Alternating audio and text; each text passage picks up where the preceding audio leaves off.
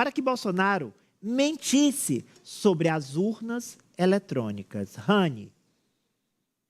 Pois é, Ari, depois daquela quebra de sigilo autorizada pelo ministro Alexandre de Moraes, do Supremo Tribunal Federal, né, que foi encontrada, inclusive, aquela gravação, que pode ser uma grande prova contra o ex-presidente da República, no caso das rachadinhas, né, que ele ali falava sobre estratégias para driblar essa investigação.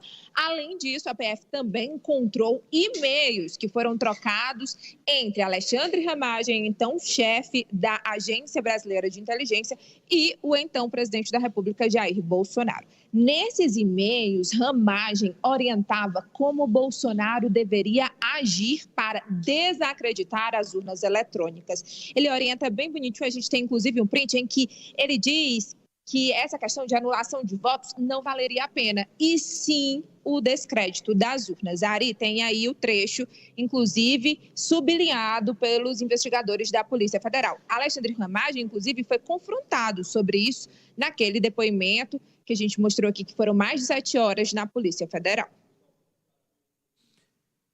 Por tudo que tenho pesquisado, mantenho total certeza de que houve fraude nas eleições de 2018. Com vitória do senhor no primeiro turno. Todavia, ocorrida na alteração de votos. Lembrem-se, 2018 foi quando Bolsonaro sofreu a facada, né? Quando ele sofreu a facada lá do Adélio Bispo. O argumento na anulação de votos não teria esse alcance todo. Entendo que argumento de anulação de votos não seja uma boa linha de ataque às urnas. A prova da vulnerabilidade já foi feita em 2018, antes das eleições. Resta somente trazê-la novamente e constantemente. Professor...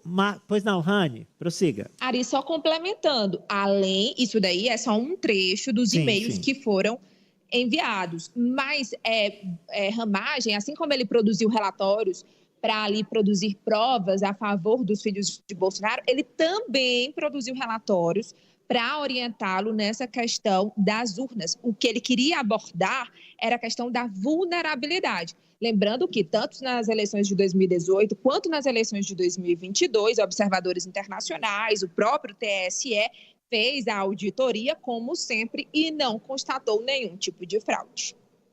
Professor Vila, o Rio de Janeiro tem um histórico de políticos no cumprimento do mandato sendo presos, né? Governadores, enfim.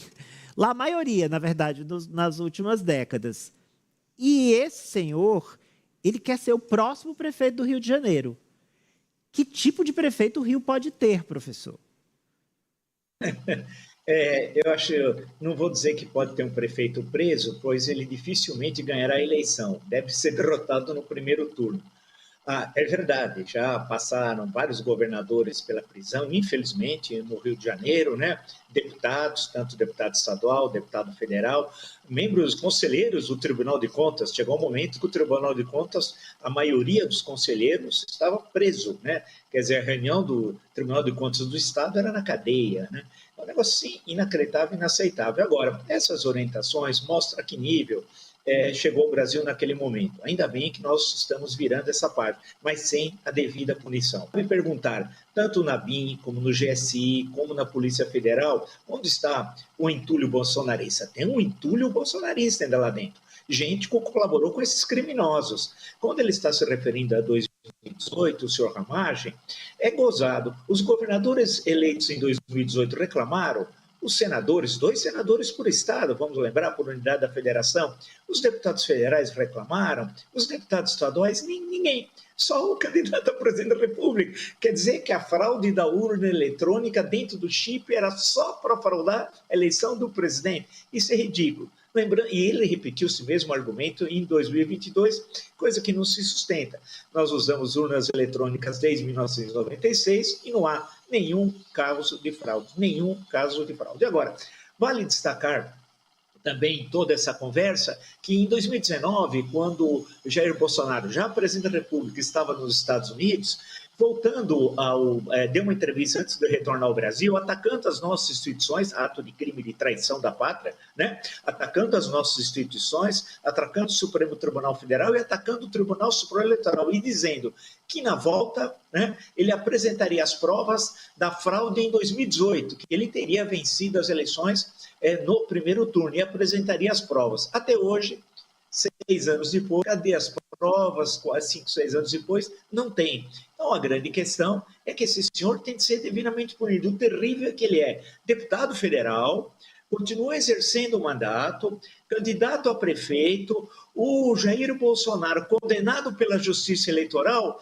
vive com dinheiro oriundo das eleições, que é o fundo partidário do PL, ou seja, que paga ele, a mulher, assessores. Então, quem condenado pela Justiça Eleitoral vive com dinheiro oriundo do fundo partidário, que a essência é a questão eleitoral. Isso é uma contradição antagônica, isso é um absurdo. Então, eles continuam circulando, desmoralizando as instituições, atacando, injuriando, caluniando e difamando.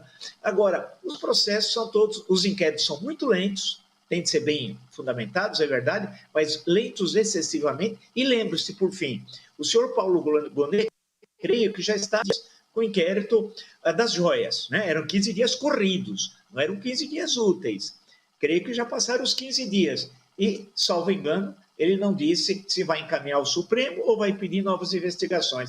Aí, essa caterva reacionária, extremista e golpista continua circulando pelo país. Francis Teixeira. Inclusive, o professor Villa falou dessa demora nos inquéritos. Hoje, o ministro Raul Araújo, inclusive, pediu para que a Polícia Federal conclua, no prazo de 5 dias, o inquérito relacionado às suspeitas de Jair Bolsonaro, que o então presidente levantou sobre as urnas eletrônicas, e que foi aberto esse inquérito em 2021.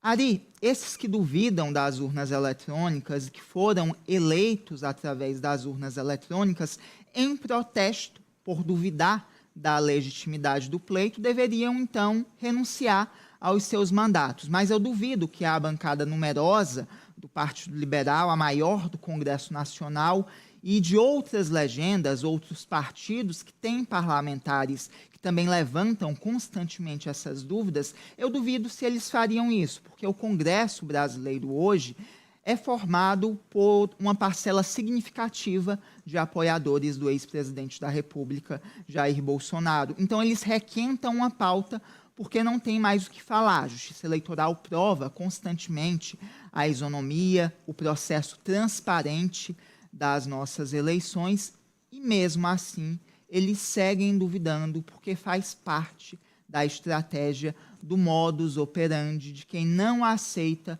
perder uma eleição nunca. Anny, eu quero